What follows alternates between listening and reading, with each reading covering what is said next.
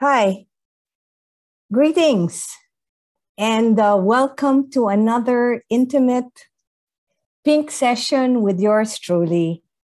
I'm Dr. Anbel D. Aherrera, the founder and director of Aherrera Wellness Group. This was primarily established to promote a liberating wellness and quality of life to those women who have concerns and issues as they go through their life's journey. I'm here to heighten self-awareness from all of these issues that we experience. So since we are at the tail's end of this month, October, being Breast Cancer Awareness Month, a topic so close to my heart, I have chosen to wear the color pink. I think all of you out there know that the pink color is now so popular. It's a battle, but in my session this morning, it is a battle, a fight against breast cancer. I chose pink to represent friendship that will foster amongst those who have experienced this dreaded disease, those who have encountered, those who have survived, and those who have passed on.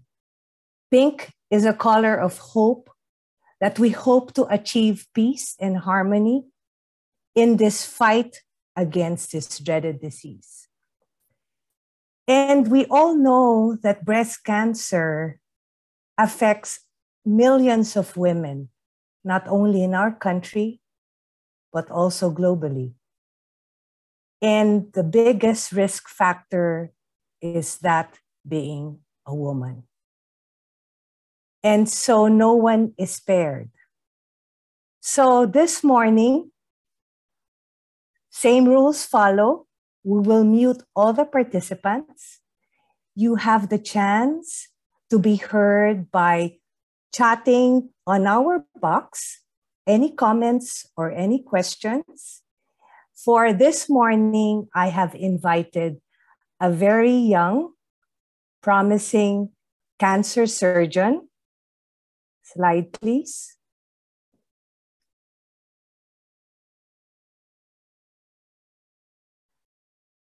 She is a graduate of the University of the Philippines College of Medicine, and she has completed her surgery residency and surgical oncology fellowship at the Philippine General Hospital. She's close to my heart because she's the daughter of my UP Med classmate. And I'm so proud of her as she has come to join us to share her precious time. It is never too late to understand and never tired for us to hear more and more about breast cancer. So, my dear friends out there, let us welcome Dr. Emy Cua de los Santos. Good morning, everyone. Hi, Emmy. How are you this morning? Good. I hope everybody's doing well and safe. My dear friends, Emmy is about to deliver. She is actually currently pregnant and she will deliver in December. So you see, she found time to share with us her expertise. So Emmy, I started off by saying that the biggest risk factor for breast cancer is that being a woman.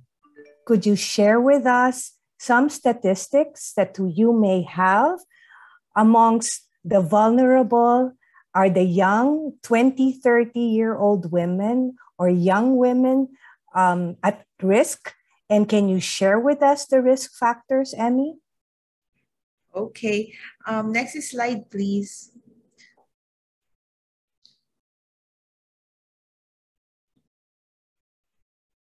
So here are some facts about breast cancer. So breast cancer is the most common actually cancer in the world. So I'm so sure everybody knows someone who has or who had breast cancer. So it's the most common. So it's 12% of all new cancer cases in the world. It's actually the number one talaga na cancer among women. So it's true, the incidence increases with age, but all women, kahit anong age po, ay at risk for breast cancer. Next slide. There are factors that you can change, and there are some factors that you cannot change. So, syempre, we cannot change that we're getting older, or there are some really genetic mutations that we have, no? So, but actually, in all actuality, yung genetic mutations or inherited na breast cancer only is 5 to 10% of the time. Like Angelina Jolie, she has this gene, no? It's only 5 to 10% of breast cancer. So most breast cancers talaga happen sporadically. It just happens without really any inherited mutation. So it also has reproductive history also contributes if you had early onset of menses. Having also dense breasts, some women have big breasts, they're so dense, no, that's also another risk factors. And of course, you having other types of breast of cancer, or if you had breast cancer before, makes you at risk also. And family history of breast and ovarian cancer, because they belong to the same gene.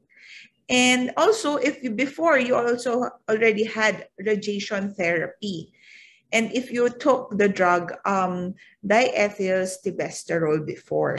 But the good news is there are also some factors that you can actually change. Next slide.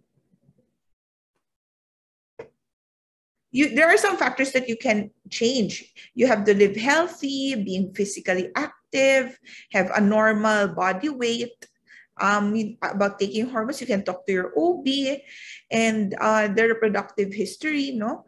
And also alcohol drinking. These are things that you can change in your lifestyle. Actually, Asians have higher risk for breast cancer compared to other races.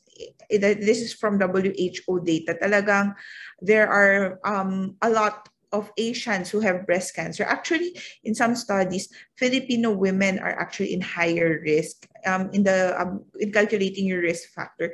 Being a Filipino is actually one of the risk factors also, but there's no explanation yet why. Okay. Thank you for that, Emmy. I'm just wondering, there are a lot of women out there who have a lot of this haka-haka. You know, they have a lot of myths about breast cancer, that having breast cancer is a life imprisonment. What can you say about all these myths? Okay, first, next slide. First, breast cancer is not a death sentence anymore. I think it's because in the previous generation, the older generation, there were a lot of women who died of breast cancer because there were no treatment available yet. But now, in this day and age, it's very advanced. It's the most treatable cancer. There's so many information already about treating breast cancer. And every day or every year, there's always a new treatment that can be offered to breast cancer. And now, as sinasabi ng patients, it's so expensive to have breast cancer because there are a lot of treatments available already. But we have to remember that breast cancer is not a death sentence compared to the other kinds of cancers we see here in the table. The survival rate for breast cancer is the highest talaga. So it's not a death sentence. Next slide. Next slide, please. So here we can see the back. So here we can see the survival rates for breast cancer. When you catch the breast cancer early, it's 99% survival. So really, it's important to catch it early, and because early detection really saves lives. Next slide. So here are some common questions that patients ask me, sabihin nila, Doktora, the mammogram prevents breast cancer daw. It's not true. The mammogram just detects breast cancer earlier, even before may makapakang bukol, or even before the lump comes out. You already have the mammogram to detect it. So it does not prevent breast cancer. It just helps early detection. Yung second, all breast lumps are cancerous.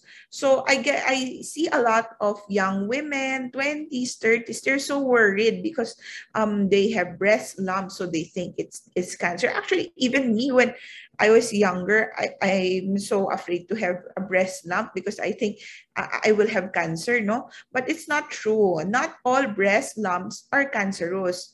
Most of them are benign in the young, It happens, it's benign, it's not cancer. So you don't have to be afraid if you have a breast lump. And breast lump only affects older women. It's not true that it only affects older women. No, the incidence increases in older women, but it affects women of any age. Actually, in Filipinos, there are patients na 25 to 30 to 40. They already have breast cancer, and they're very aggressive cancers. So it's not confined to just in the middle age or in the older women. So another thing that people think na my mom has breast cancer, my lola has breast cancer, I will automatically get this disease kasi na-inherit. It's not true.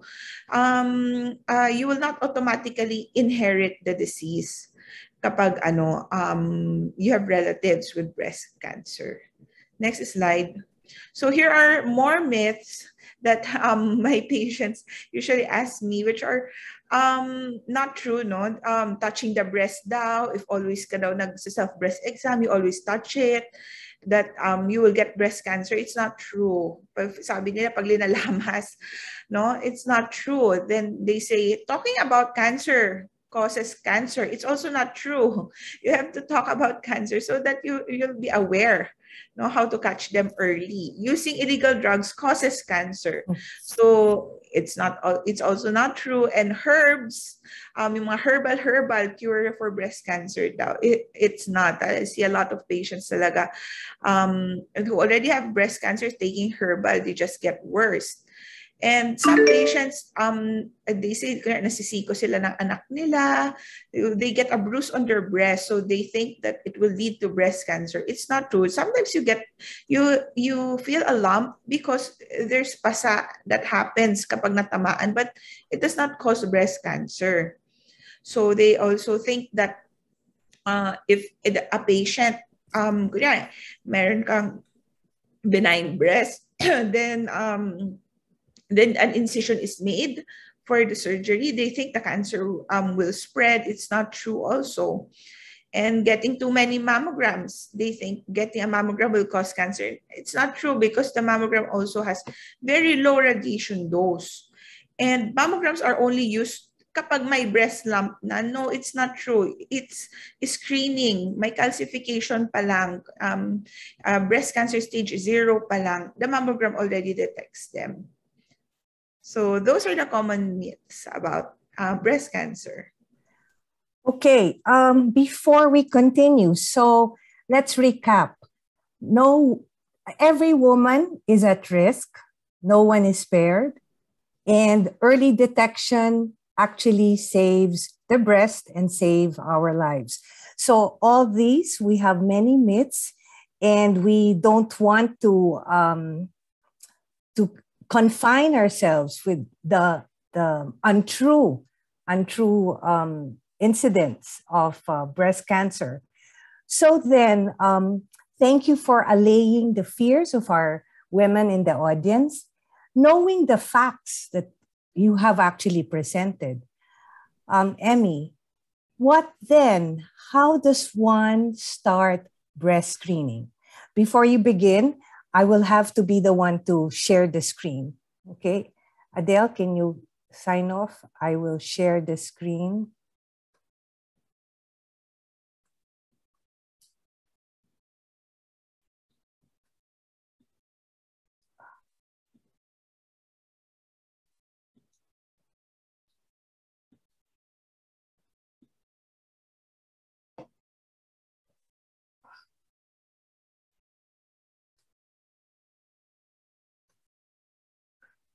Okay. Go ahead, Emmy.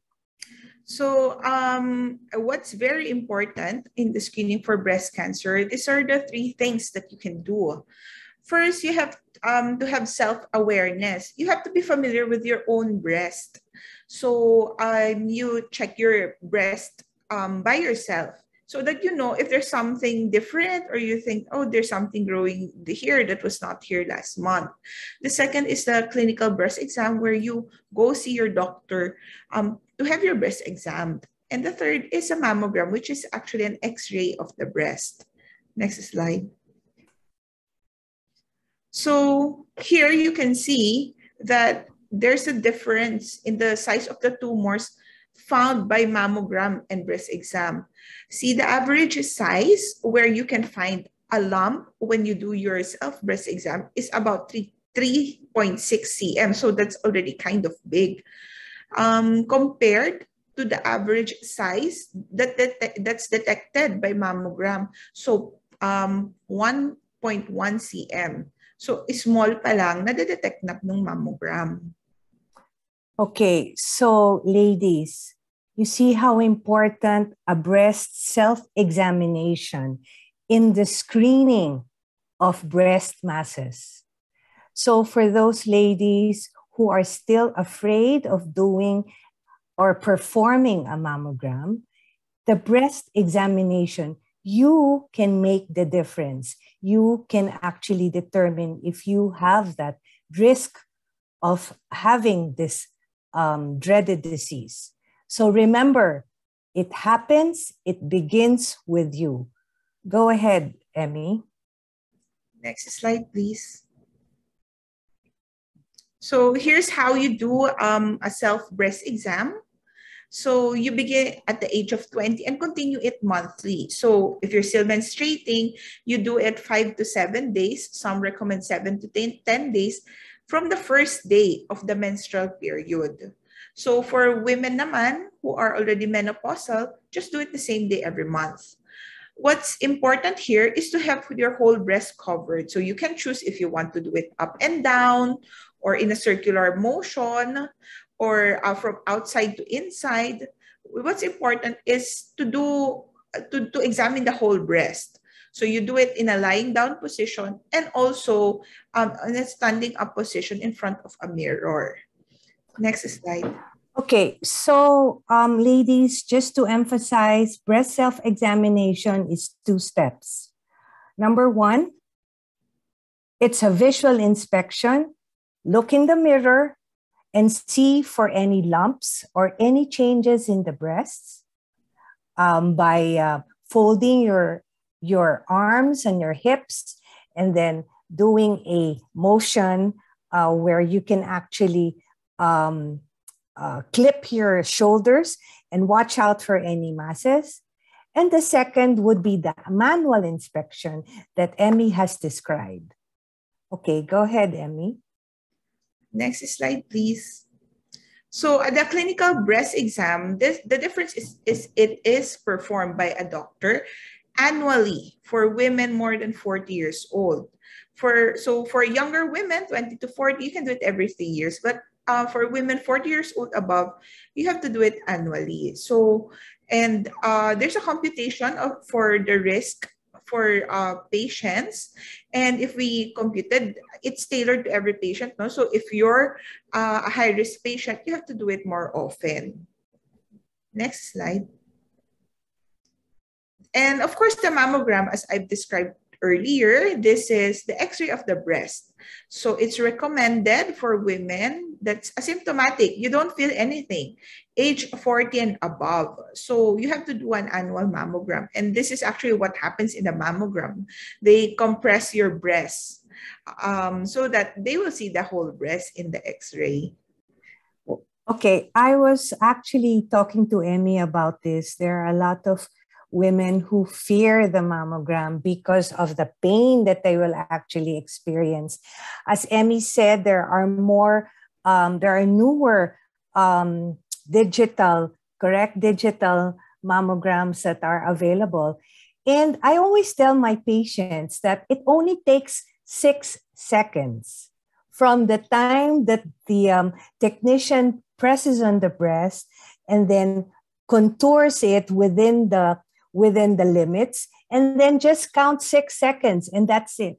So it's as simple as, just massaging your breasts. Right, Emmy? Yes, that's true. And most of the patients say the newer mammograms are less painful compared to the traditional mammograms. Yeah. So ladies, do not fear. That's just 6 seconds. 6, 5, 4, 3, 2, 1. Go ahead, Emmy. So if I do feel a mass, Emmy, and I would like to seek help, what would be the steps would you recommend to me? Okay, so the first thing is you have to confirm if it's really a breast cancer or not. So the most important one is to do a biopsy. So getting a small tissue from your lump. Next slide. So if you see in your mammogram results, there's a scoring. BI-RADS is scoring. So it will say 0, 1, 2, 3, 4, 5. So if you see that there's a BI-RADS scoring of 0, it's an inconclusive result. So the doctors will usually ask for an additional ultrasound on the area with inconclusive result, no? So, or if you have a BI-RADS 1, it just means you're essentially normal. Then if you have a BI-RADS 2, it says you have a benign mass, no? Then a BI-RADS 3 is kind of in between, that they cannot conclude if the mass is benign or malignant. But the likelihood of cancer is less than 2%. But if you see a BI-RADS 4 or 5, this one is really suspicious for breast cancer. So if you see a BI-RADS 4 or 5 in your result, you will likely be advised to have your lump biopsied. So actually, go ahead, Emmy. So you can see in BI-RADS 4, there's also ABC. So it will categorize how much chance or likelihood that the mass is cancer. And if you see BI-RADS 5, it's more than 95% chance that it's cancer. Some patients will ask me, more than 95% pala yung features sa mammogram. Do I really have to do the tissue biopsy pa? Can you just remove my breast?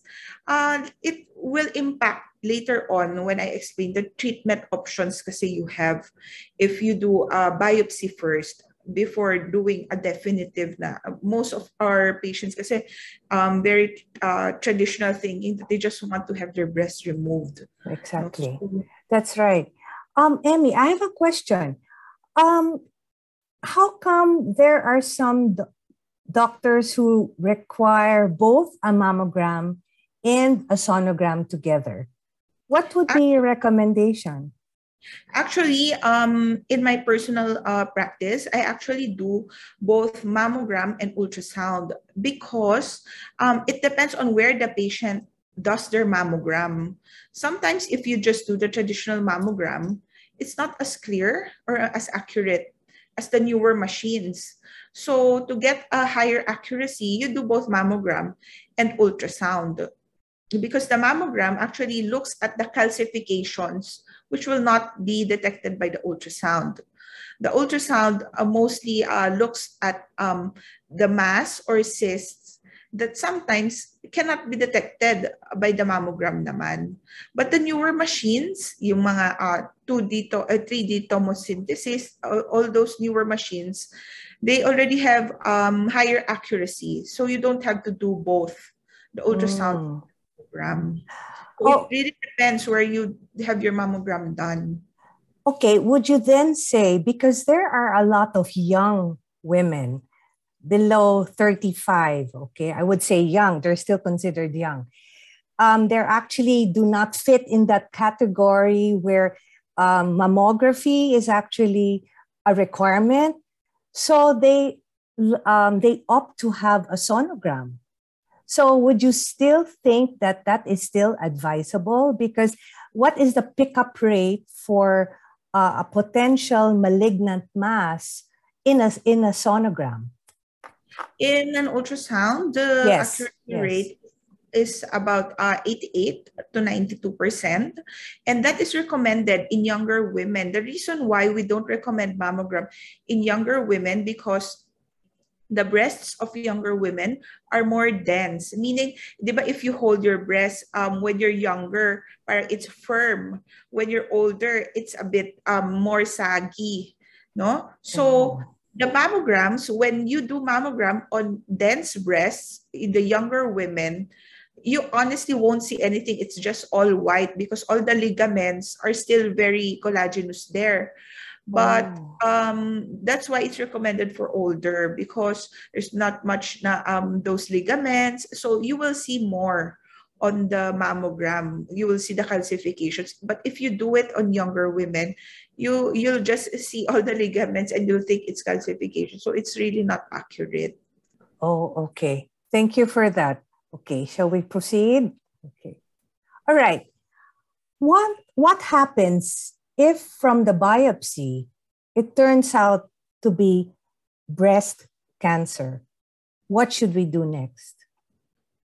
Okay, if in the biopsy it comes out as a breast cancer, what do we know about breast cancer first, no? So when you say you have breast cancer, the tumors start at the breast duct, then it will take some time for it to go to the armpit, before traveling to the rest of the body. That's their first stop, kumbaga, before they spread to the whole body. So they pass through the lymph nodes of the axilla first before spreading to the whole body.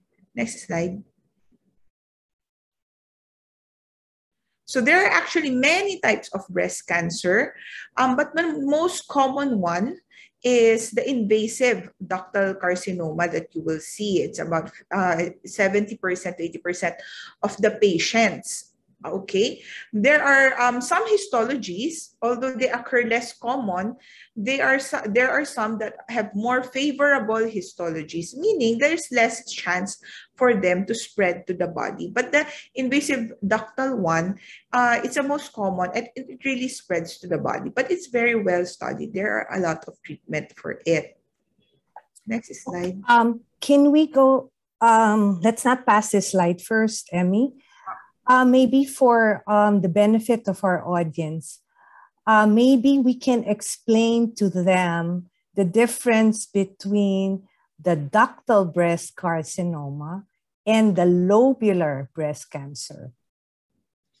Okay, so there are parts of the breast. The duct is the one where the milk comes out actually. So the breast cancer starts there at the duct. Compared to the lobular carcinoma, it starts in the breast lobules naman. Okay? The So lobules are actually where the milk is produced. Okay, that's right, correct. So that's the production. Okay, go ahead. So that's the difference of that. But in terms of treatment, it's just the same for both of them. This mucinous breast cancer, actually, this is one with favorable histology. It looks different. It looks gelatin. When you see the patients, they're so afraid because they look like tinubuan ng mga jelly ace, no? But actually, it's one of the more favorable histologies, and there's really low chance that it spreads to the rest of the body. Do So you that, feel? Sorry, do you feel a mass when you yes, have a for this, mucinous breast cancer? yes, they look like Okay. mga jelly ace. Oh, So okay. patients are more afraid actually, but in reality, their favorable histology, their less chance to spread, and the treatment is less compared to the invasive ductal, no? Because some of these patients don't need chemo anymore because of their Oh, histology. The okay. inflammatory one, this is the one patients also get scared of this because sometimes they don't detect anything in the mammogram because the whole breast is so inflamed. Parang namamaga. They thought it's an infection, etc. But it's actually inflammatory breast cancer pala. So the treatment for this is actually the same as invasive ductal carcinoma. For the inflammatory breast cancer, what I understand, the reason for this, the pathology, is that there is an obstruction, okay, of the lymph drainage that causes the inflammation. Is Yes. that right? Yes. Okay. And actually, this is considered as one of the inoperable breast Oh, cancers at the start. Yeah, usually these patients have to receive chemo before their operations. oh, okay. And then one last, what about ductal carcinoma in situ? This Can ductal you, yeah. yes, ductal carcinoma in situ is actually breast cancer stage 0. Okay, Okay. this one most common. This now becomes common because women are more aware. They do a lot Mm. of mammogram screening. So now we get to see a lot of patients with ductal carcinoma in situ. And this one is very curable, 100% Percent, survival, yes. survival rate. So this is this is what we would want to have if you will have breast cancer. So the take-home message highlight at this point is still breast self-examination. Okay, you have to be aware. When you feel the mass, go right ahead and have a consultation. Okay, Emmy. Next slide. There.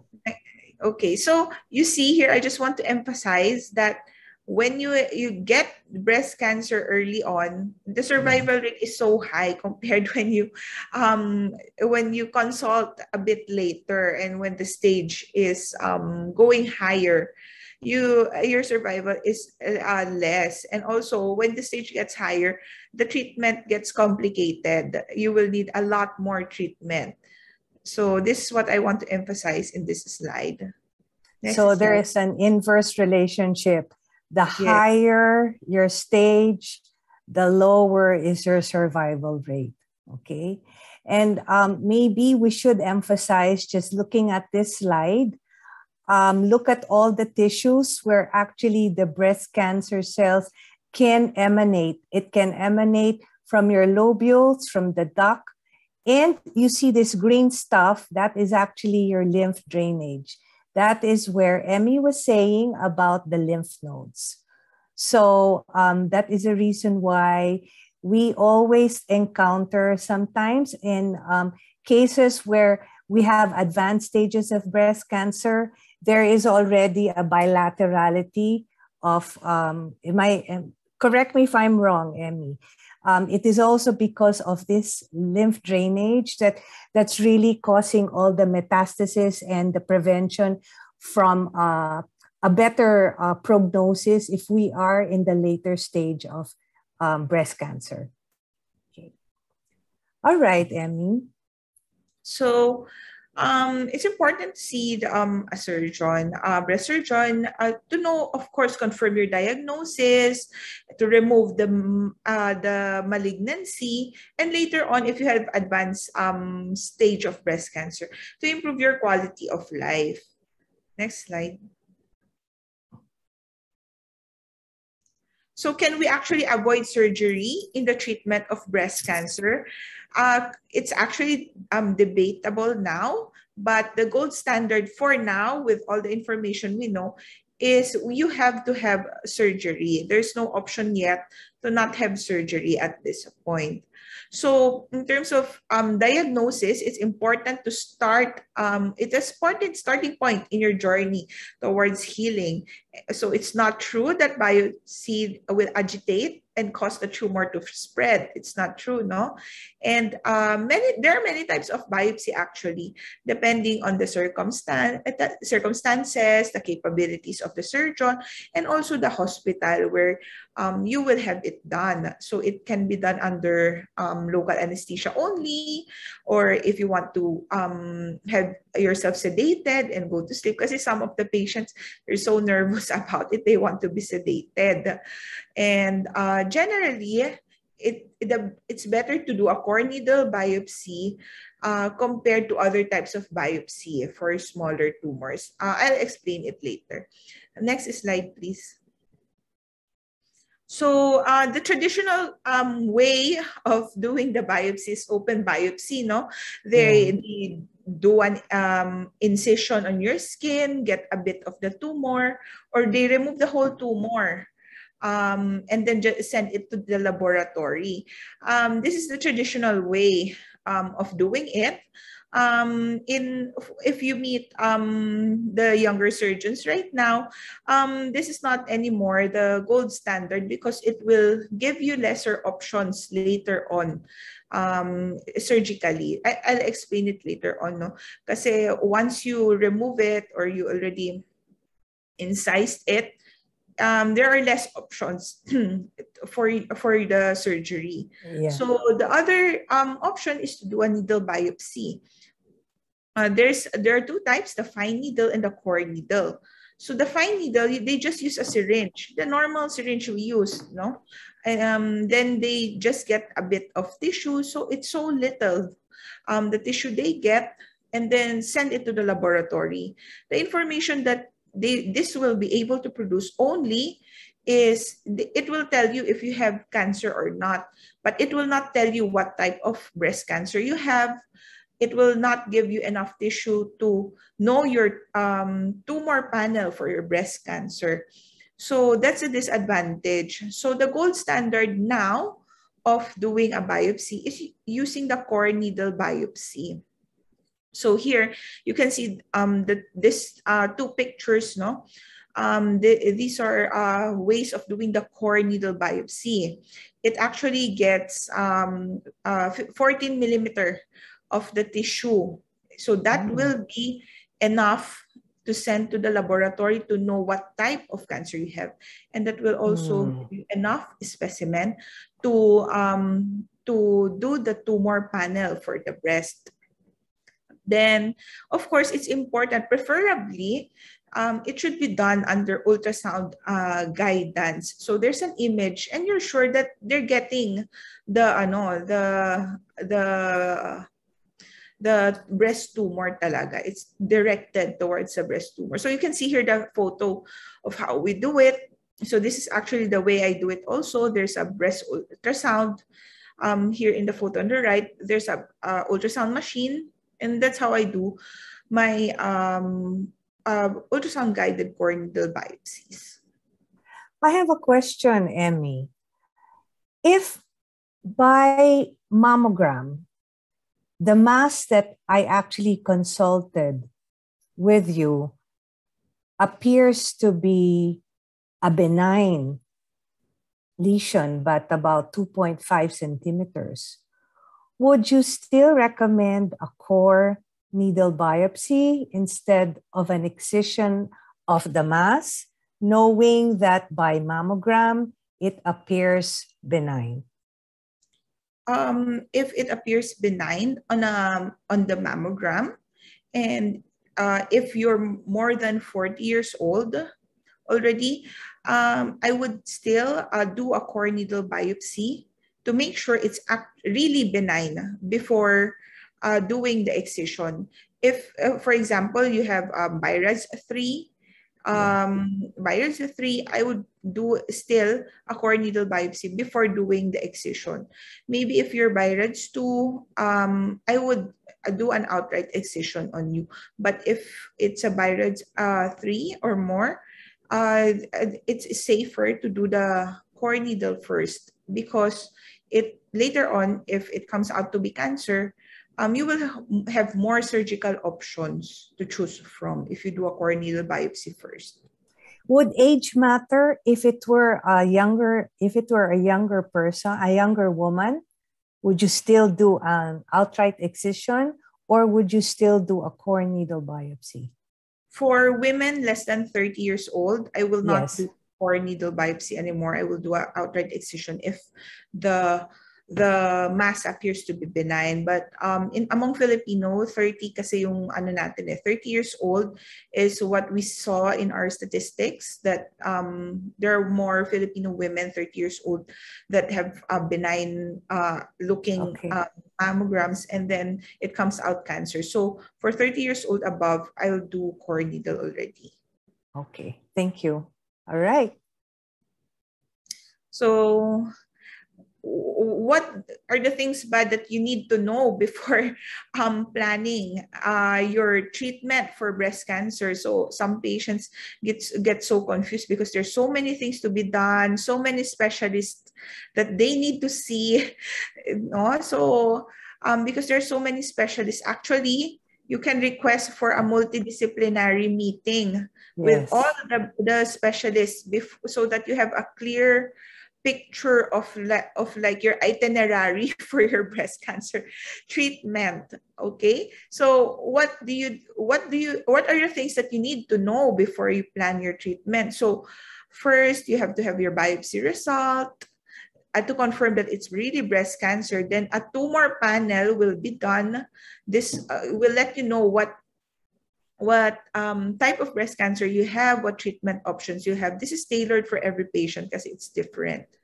Then for stage 3A and 3B, if they're spread to the other parts of the body, so you have to have it checked. So if you know that you have breast cancer, it's really best to request for a multidisciplinary consultation. Now you can do it virtually. It's a Zoom.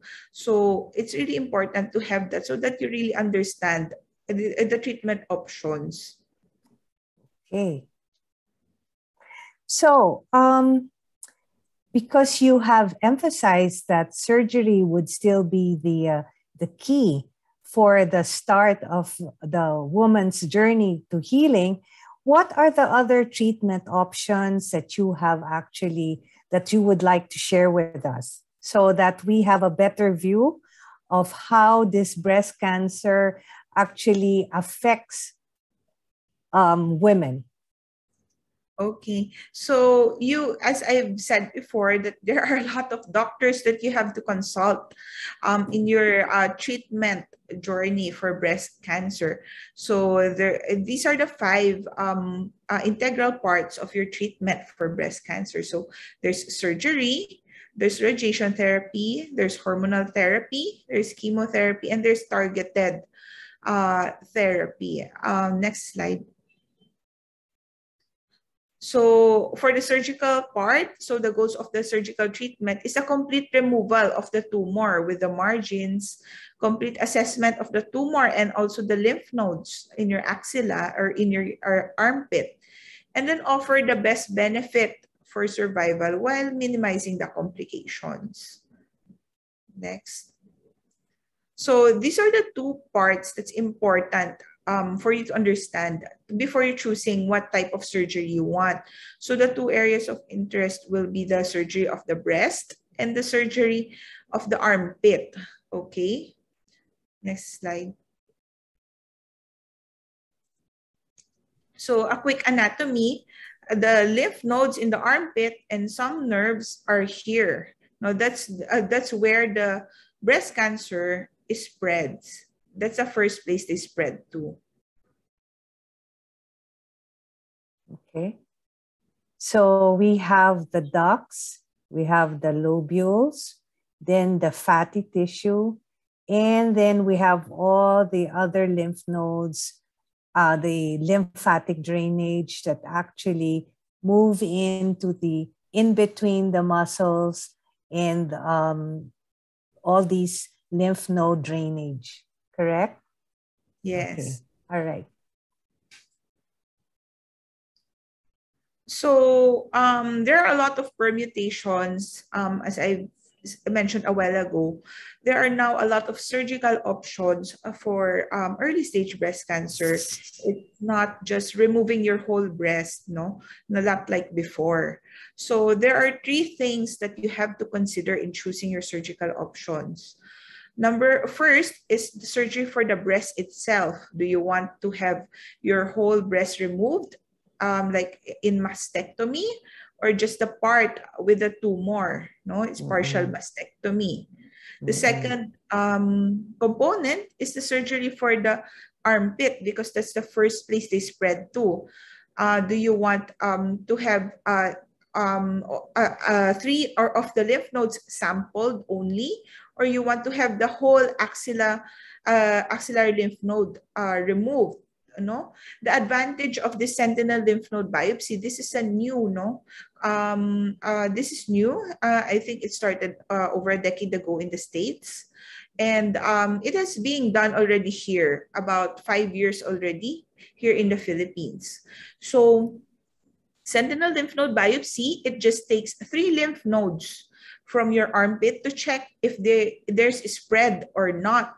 If there's no spread, you don't have to remove the whole axillary lymph node, because the disadvantage of removing the whole axillary lymph node is, first, you will lose the sensation in the inner part of your armpit, and then the other downside of it is that there's a possibility that you will have edema of the arm. No, it's not very obvious. Sometimes most of the patients just feel heaviness of the arm, so that's already sign of lymph edema, and about 50 to 70% of these patients get that if we do a full axillary dissection. So that's what we want to avoid, because currently there's still no cure for edema of the arm. So that's what the sentinel lymph node biopsy wants to prevent. And then the third, you have to think of, do you want to have your breast reconstructed, diba? Like Angelina Jolie had her breasts reconstructed. So if you did the mastectomy, do you want to have the tissues beside your breast moved so that it can be used, or using tissues from other parts of the body and put it on your breast? Or do you want to use implants, diba? So those are the three things that you have to think about if you're choosing the surgery that you want to be done. So it is still, it's important to have informed consent, right? Yes. It is still the patient who will make the decision based on the recommendation of the surgeon. All right. Yes. Okay. Next. So these are just pictures of what we've talked about. This is the mastectomy. This is the traditional one where the whole breast is removed. Next slide. The next slide, please. This is partial mastectomy, where only the tumor and an area around it is excised. The incision for this is different. It's not one size fits all like mastectomy, that you know that when you see that in that scar of the patient, you know mastectomy was done.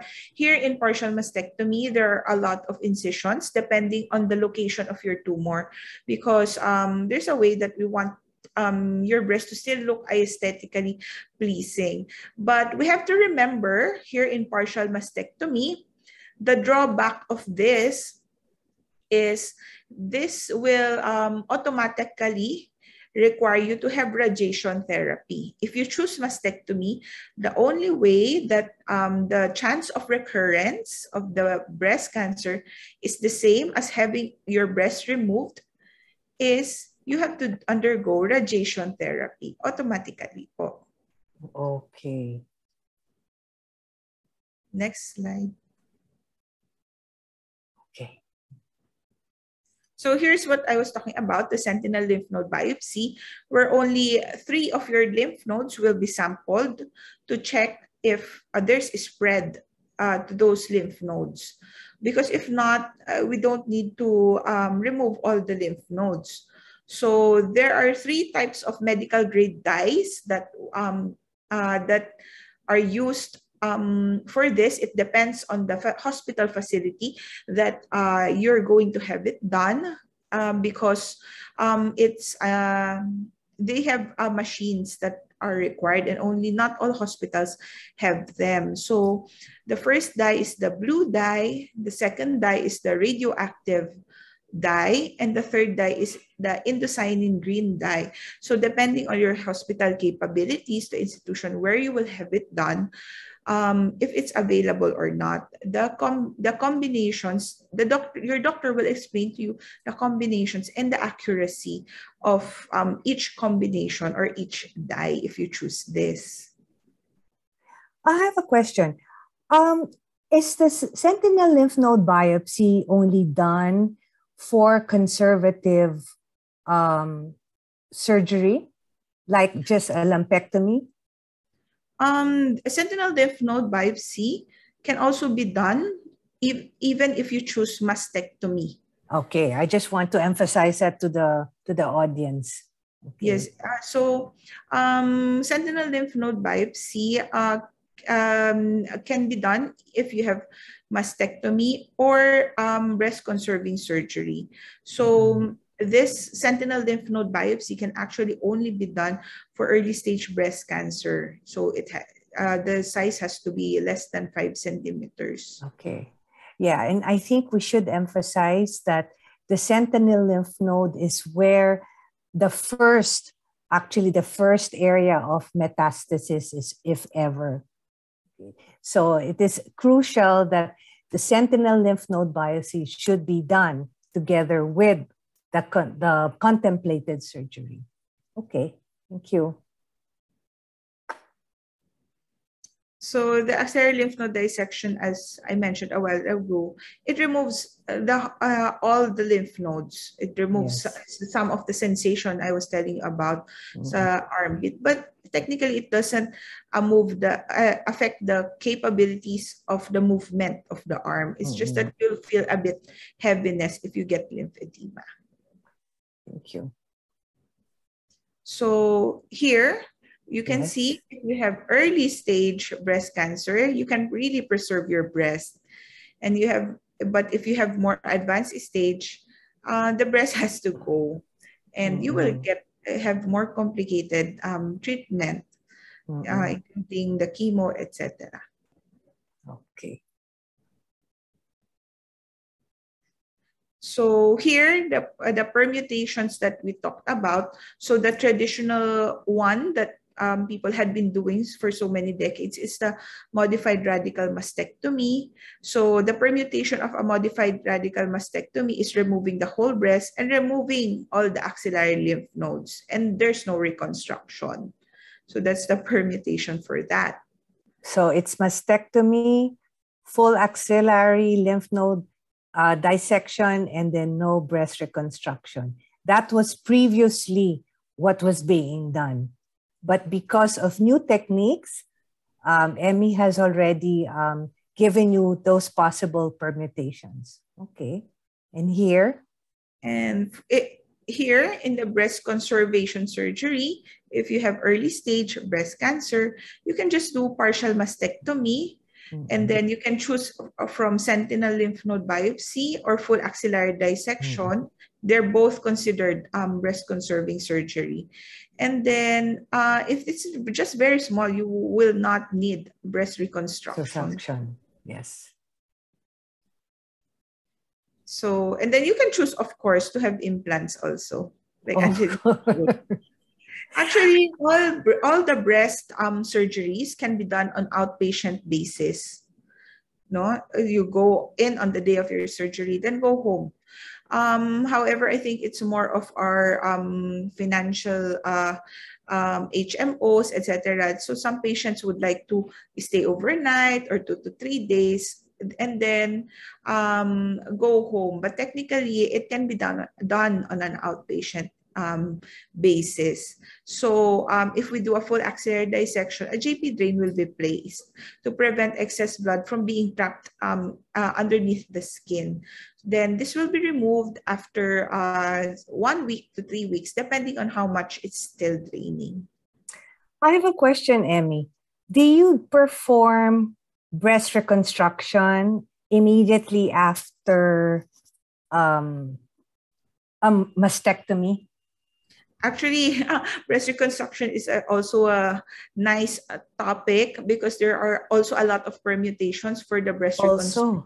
oh, Yes, you can choose if you want to use near your breast, flaps near your breast, or areas from away from your breast. No, you can choose the yung mga bilbil nyo is the one that will be used to do the oh, yeah, and or you can choose implants, and then that will also need a multidisciplinary meeting before doing the reconstruction, because for example, if you choose to do the implant, if you will have to do radiation therapy, um, we have to use an expander first before, then you will need another surgery after your radiation to put the silicone implant. So it will there's also a lot of permutations for that, because if we put the silicone implant first and then you do radiation, aside from the radiation not going to the chest wall right away, it will also have some contractures on the implant, so it will not also be aesthetically pleasing. So actually the reconstruction is another topic, because topic to talk about. yes, there's a lot of permutations also for that. In your experience or in your exposure, are there a lot of Filipino women who undergo or desire to have breast reconstruction immediately after a mastectomy? Actually, there are a lot of Filipino women. It's hard to convince a patient because, of course, there's an additional complications. A lot of women who want to have reconstruction because of finances often choose the autologous one, where tissue from other parts of their body will just be moved towards the breast. Oh, But of okay. course, are a lot of things that you have to explain before doing it. Because for example, if you want to move the belly fat to be the mold, the patient cannot get pregnant anymore because the blood supplying that had been moved to the breast part. So things like that. So there are a lot of things that Wow. has to be explained. Mm. Maybe we should invite you in the next series on breast reconstruction. Anyway, going back, so it's interesting that breast surgery now can be done in an outpatient procedure. Is that as an outpatient procedure? Okay, all right. So what else do we need to understand? Um, if you're in the advanced stages of breast cancer, sometimes you will also be needing a surgeon to help you improve your quality of life, like remove some fluid trapped in the lungs or in the abdomen. So next slide, please. So the other components of breast cancer treatment, so radiation therapy, who needs radiation therapy? So first, a while ago, we mentioned those who receive breast conserving surgery, they need radiation therapy. To receive radiation therapy automatically, those patients who had breast masses more than 5 centimeters, so after their surgery, they have to do radiation therapy. And those who have advanced breast cancer, stage 3A and 3B, will need radiation therapy.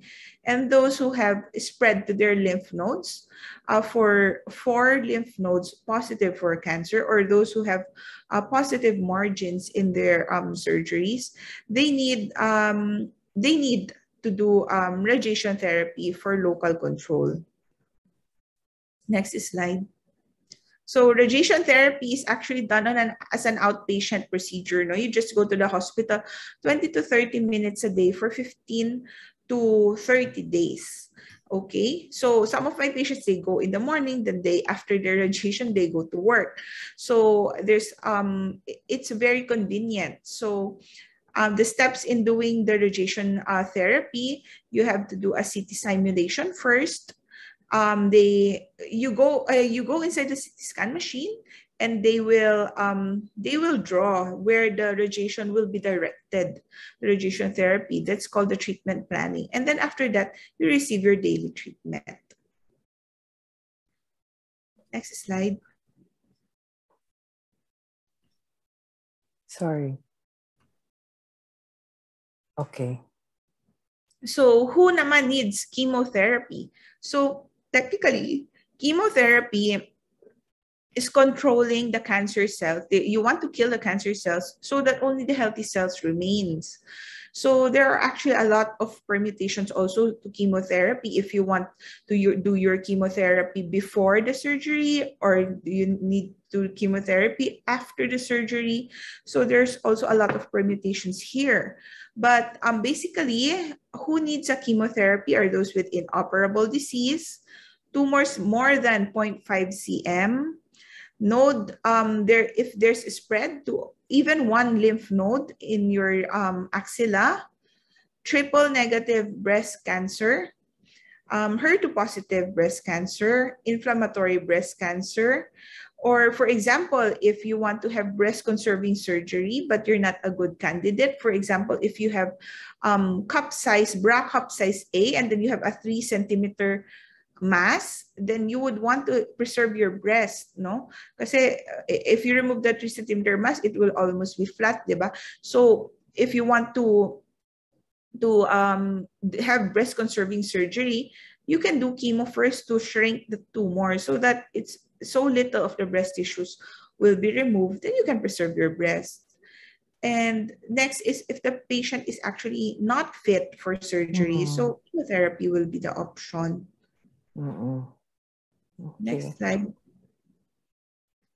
So hormonal treatment naman, who will benefit from hormonal treatment? Not all patients, only those from their tumor panel shows positivity in hormone receptors, so estrogen and progesterone receptors. So the way it works is that there's an estrogen receptor, then there's estrogen or progesterone molecule. So when they bind together, it's a signal to grow and keep dividing the cancer cells. But if you give a hormonal treatment, it will block the receptors, preventing, therefore, the growth of cancer. Then the last treatment is targeted therapy. Only HER2 positive patients will benefit from targeted therapy. It's the same way as hormonal therapy. These HER2 receptors are identified talaga for breast cancer. And this treatment is very particular for HER2 positivity.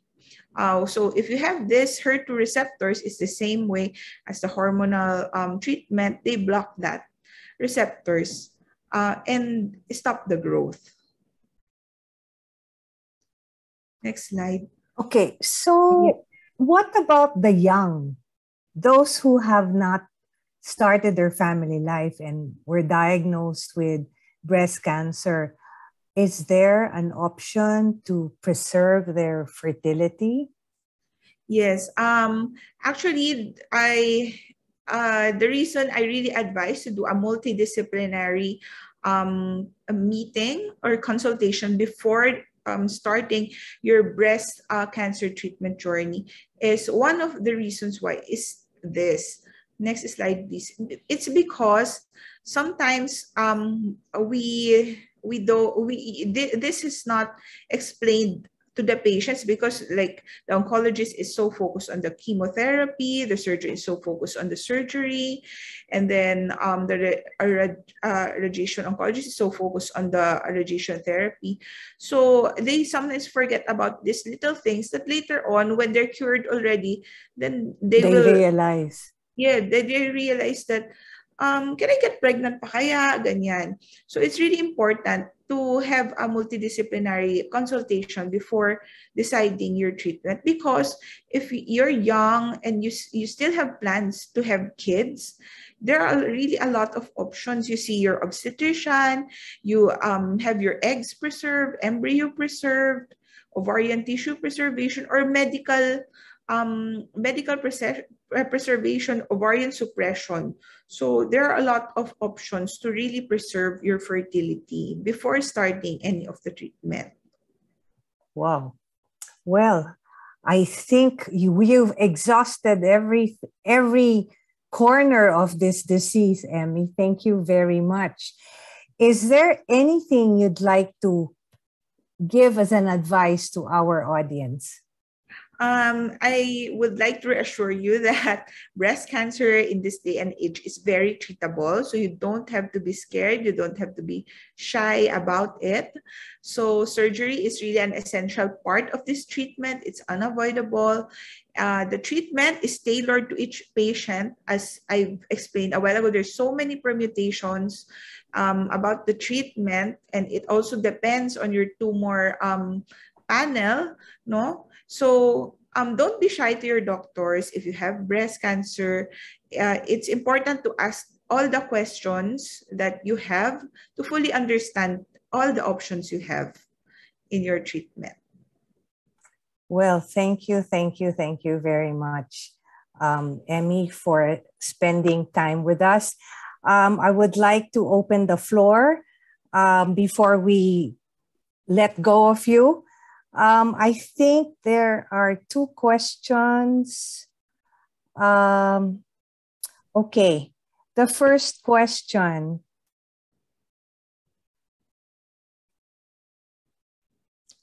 Will I be concerned with some intermittent but slight pain I feel in my left breast for about 2 or maybe 3 weeks now? No lump palpated during my self-exam. Last mammo done was 2 years ago. I am 72 years old. So I think the best is to do another mammogram to make sure, because sometimes those pain can actually be little lumps starting to develop, and they're just like pulling string around your breast. So that may be the cause. So I think the safest is to do a new mammogram. So going back, because her last mammo was done 2 years ago. Well, because of the pandemic, a lot of women have deferred their usual monitoring, no? So we would still advise them to go and have their mammograms, right, Emmy?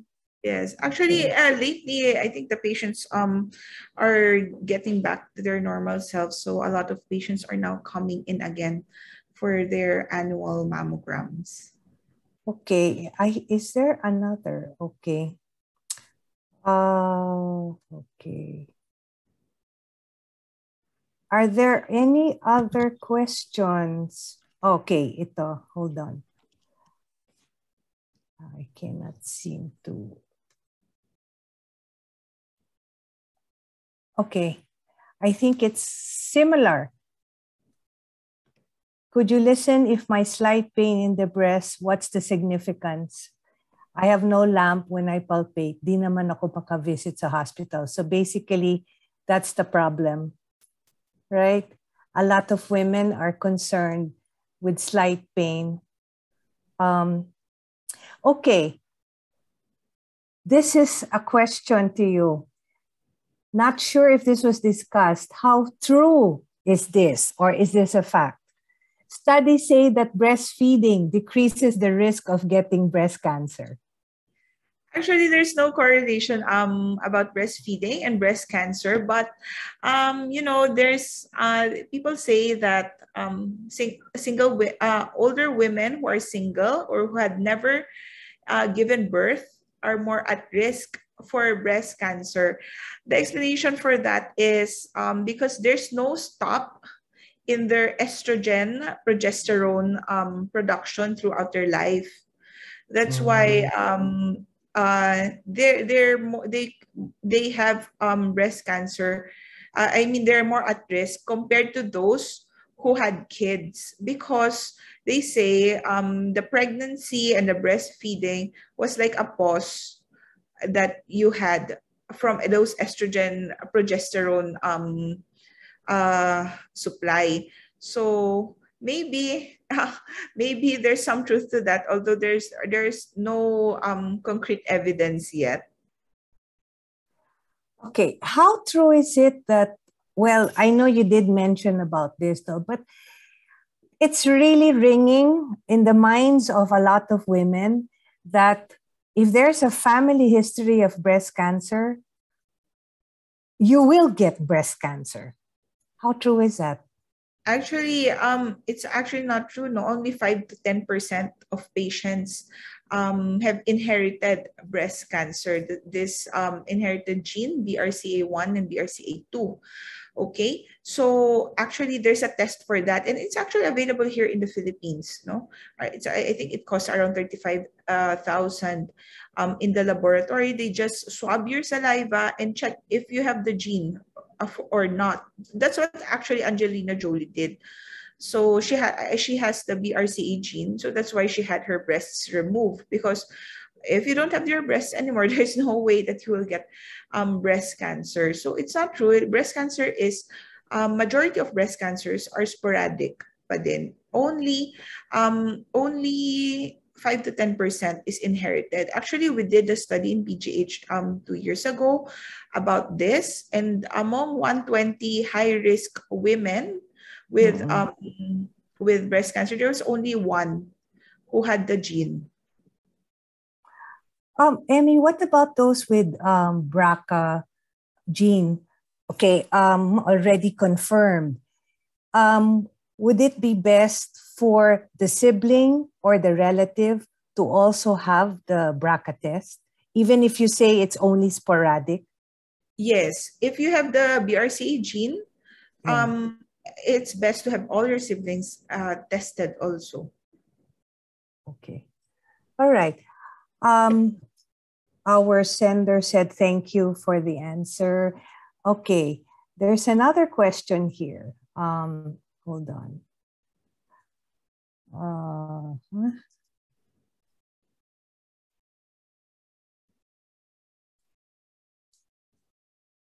It was mentioned that hormones may cause breast cancer. I am taking levothyroxine for my hypothyroidism. May I know if this is an example? Will I be considered high risk because